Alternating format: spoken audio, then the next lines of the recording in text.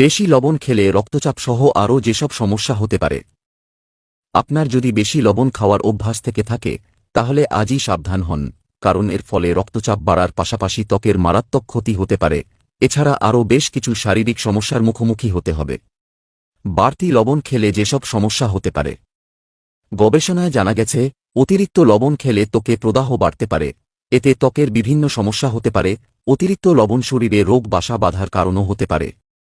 গবেষণা বলছে, অতিরিক্ত লবণ খেলে একজিমার ঝুঁকি বাড়ে, ত্বকে ফোলাভাব এবং শুষ্কতা ও চুলকানির মতো সমস্যাও হতে পারে। প্রতিদিন 1 গ্রামের বেশি সোডিয়াম খাওয়া একজিমার ঝুঁকি 22% বাড়িয়ে দিতে পারে। মার্কিন যুক্তরাষ্ট্রের ন্যাশনাল হেলথ সার্ভিস প্রতিদিন 2.3 গ্রাম সোডিয়াম খাওয়ার পরামর্শ দেয়, তবে 2 গ্রামের কম লবণ খাওয়ার পরামর্শ দিয়েছে WHO। অতিরিক্ত লবণ খেলে ত্বকে পানিশূন্যতা হতে পারে। এটি ত্বকে শুষ্কতা, বলিরেখা সৃষ্টি করতে পারে। লবণ বেশি খেলে শরীরে পানি জমে যাওয়ার আশঙ্কা থাকে।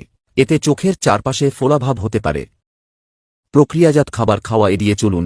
খাবারে লবণ যোগ করা এড়িয়ে চলুন। আচার এবং চাটনি অল্প অল্প করে খান। নিয়মিত লবণের বিকল্প বিবেচনা করুন। কালো লবণ, শিলা লবণ ইত্যাদি খাওয়ার চেষ্টা করুন।